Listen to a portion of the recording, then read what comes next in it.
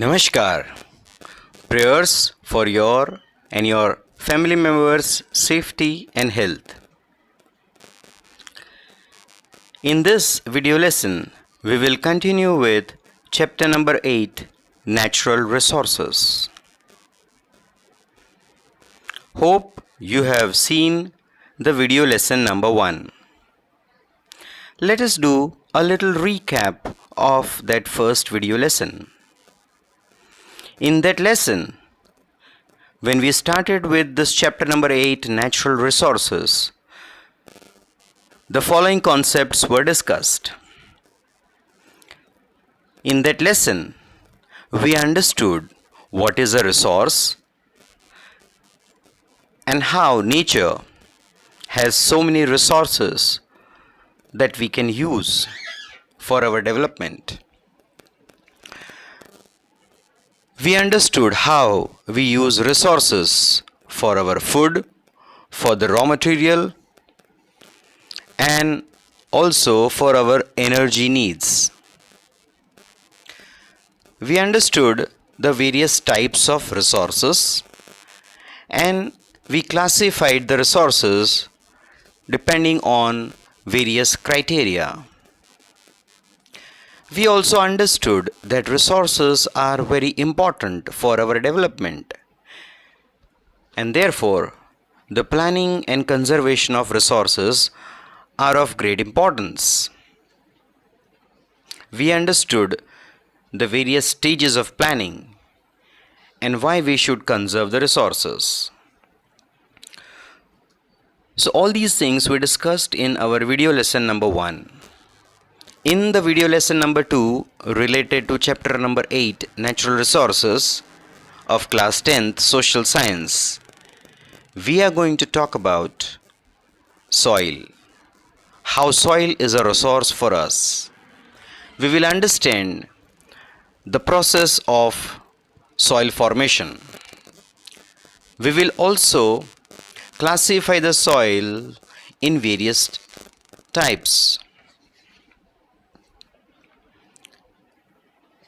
Then we are going to see how soil is eroded, that is, what is soil erosion,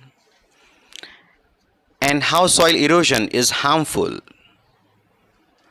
We are going to see what are the various measures to prevent soil erosion. How can we conserve soil? What are the various methods and remedies of soil conservation? So let us start with this video lesson.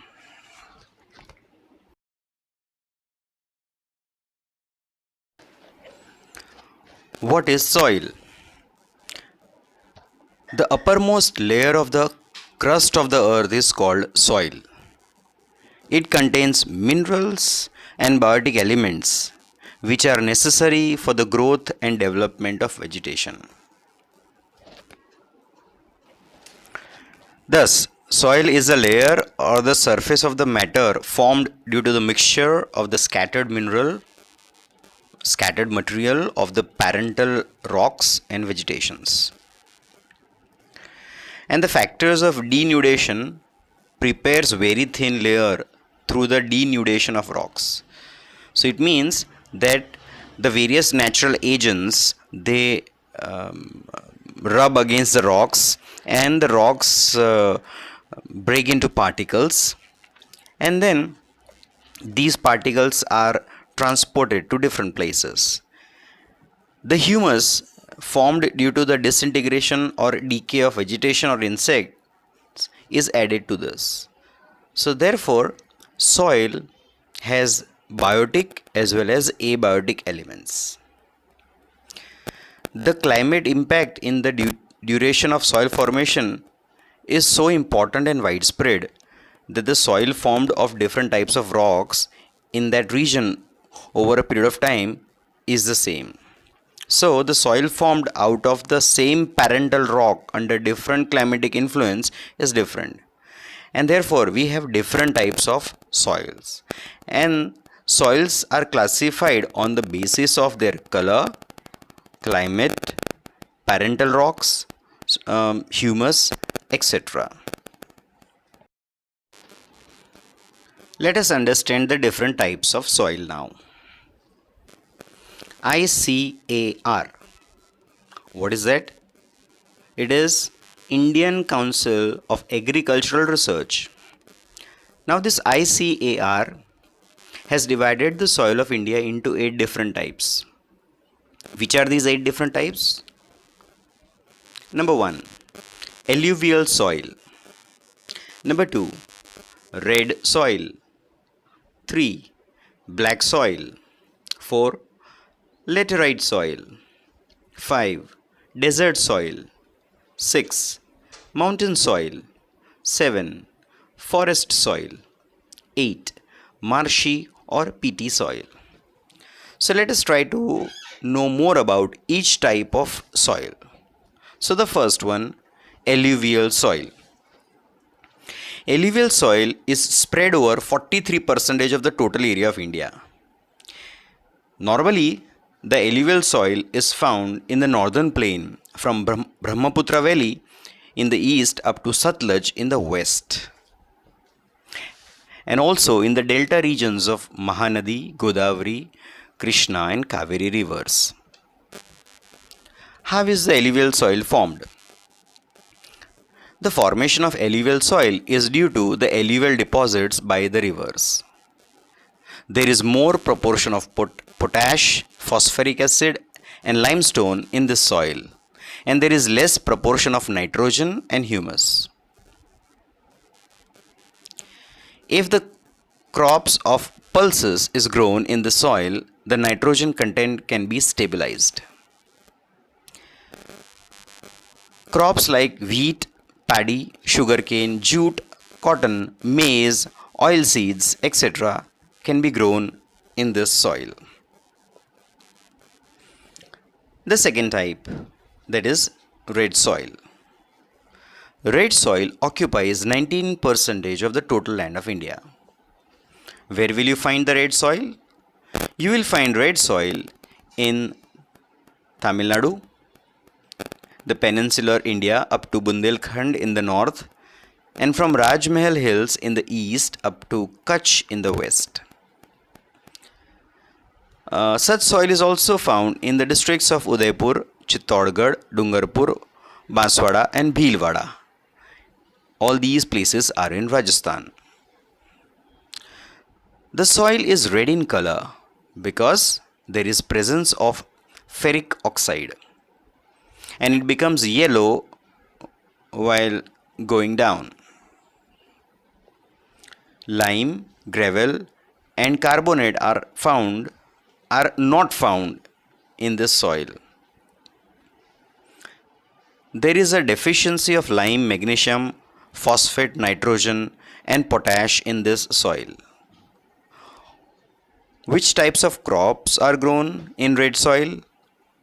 Crops like millet, cotton, wheat, jowar, linseed, groundnut, potato, etc. are grown in red soil.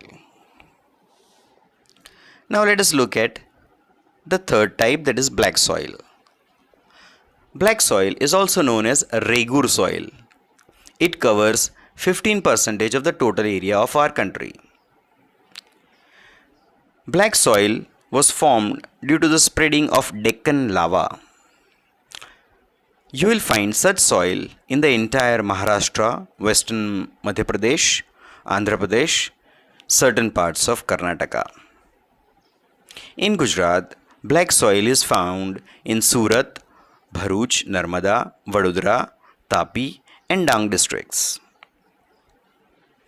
Lava rocks and climate play an important role in the formation of the black soil.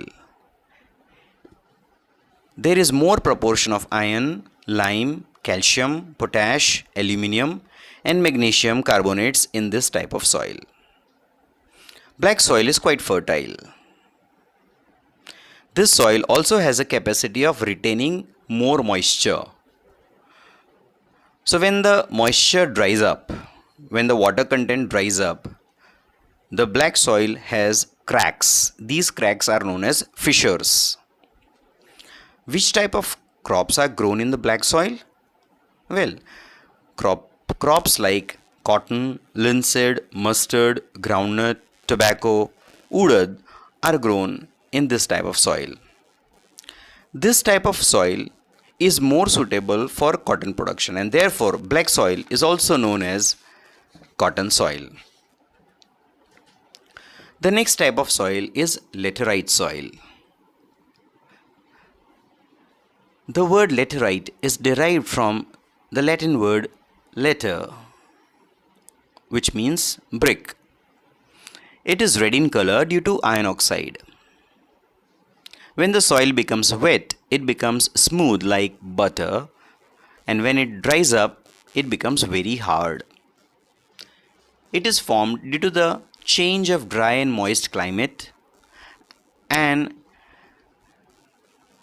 due to the penetration of silica based material. This soil has developed in the higher area of peninsular plateau of India. There is more of iron, potash and aluminum in this laterite soil. This soil is less fertile, but cotton, paddy, ragi, sugarcane, tea, coffee, cashew, etc. are grown in laterite soil after using fertilizers. Desert soil. Well, as the name suggests, you will find such soil in arid and semi-arid areas as desert. Now, the desert soil is not so fertile. You will find desert soil in Rajasthan, Haryana, South Punjab and Gujarat. Where in Gujarat? In the Kutch district and some parts of Saurashtra. With the irrigation facilities, crops like millet and jowar can be cultivated in desert soil. The sixth type, that is mountain soil. Mountain soil will be found in the Himalayan region, in Assam, in Darjeeling, Uttarakhand, Himachal Pradesh and Kashmir. In the Himalayas, the soil is found at a general altitude in the regions of the pine and the chid trees. So the pine trees and chid trees grow in this type of soil.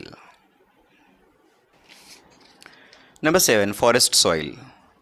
We will find forest soil at the altitude between 3000 meters to 3100 meters in the Himalayas, in Sahyadri, in the Eastern Ghats.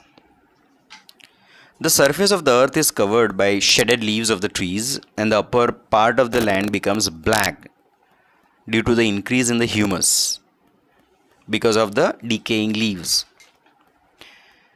The soil changes its color from blue to red while going down within the land.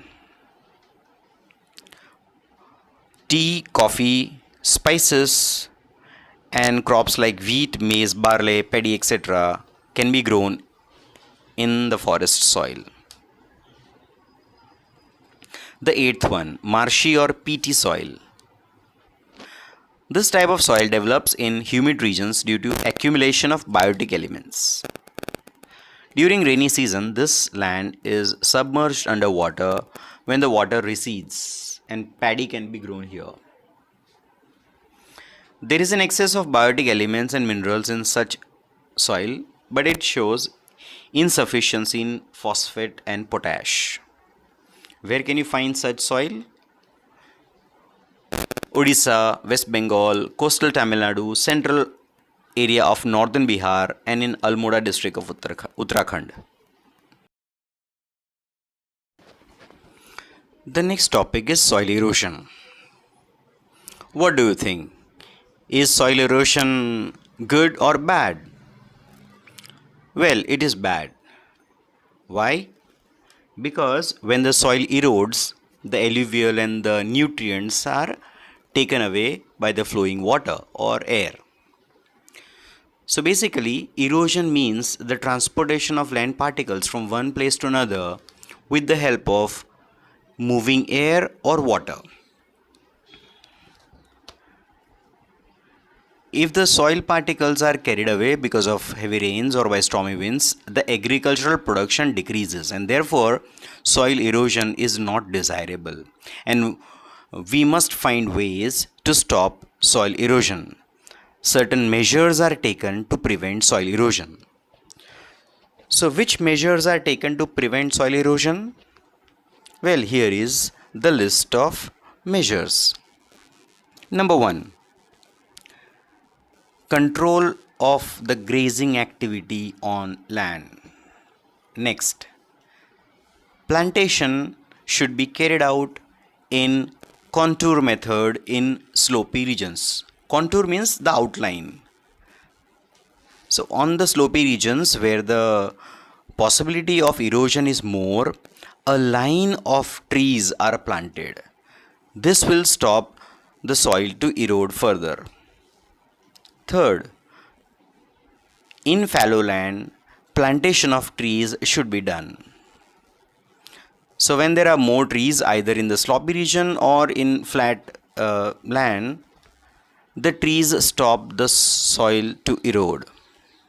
It does not allow the soil to move away with the flowing water and air. Next is construction of check dams. One more way is to cultivate very deeply in the field to reduce the speed of water. So these are certain measures to prevent soil erosion. Now let us move on to soil conservation. As we all know, soil is a very important resource.